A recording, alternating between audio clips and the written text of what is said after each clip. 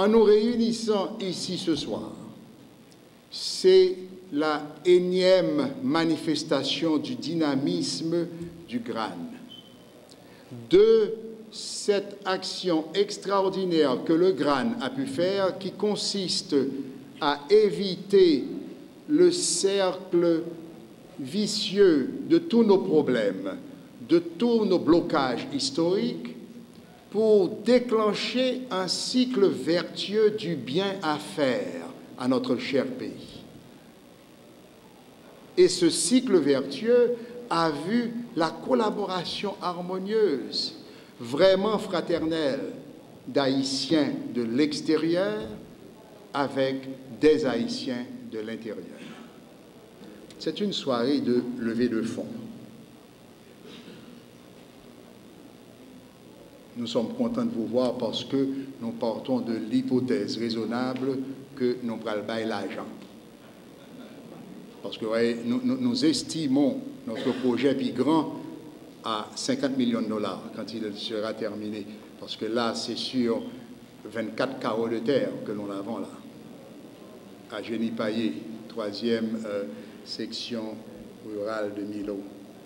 Donc, vous avez vu les beaux tableaux au dehors, là, à l'entrée, et on va avoir cette vente aux enchères, et je vous exhorte dès à présent à vous mettre dans l'état d'esprit de générosité et de vous rappeler de tous les bienfaits dont la vie vous a comblé sur cette terre très dure d'Haïti, et de laisser votre cœur s'épancher pour ces générations futures pour lesquelles on fait plus grand. Et puis, pendant que vous ouvrez vos cœurs, ouvrez vos bourses et achetez des tableaux.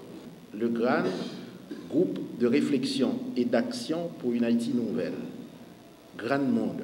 GRAN Monde a pris naissance 8 jours après le tremblement de terre de janvier 2010. À un moment où le pays a subi la plus grande catastrophe de son histoire, eh bien, quelques citoyens d'origine haïtienne vivant à Montréal, dont je faisais partie, se sont réunis par appel du cœur devant l'impuissance individuelle,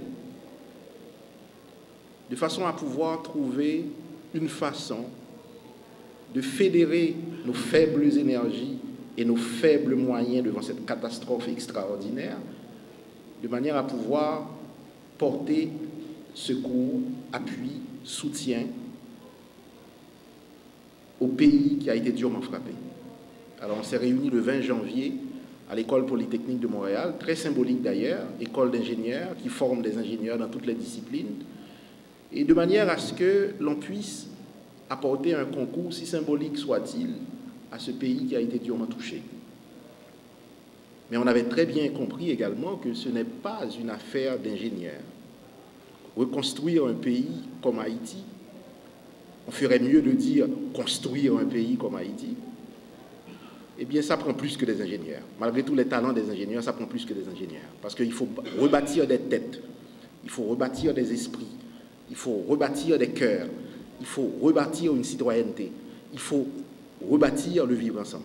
En réunissant plusieurs personnes de différentes obédiences, de différentes disciplines, on était une vingtaine, et après 3 heures d'échanges intenses, eh bien on est sorti avec quelque chose qui s'appelle encore le groupe de réflexion et d'action pour une Haïti nouvelle.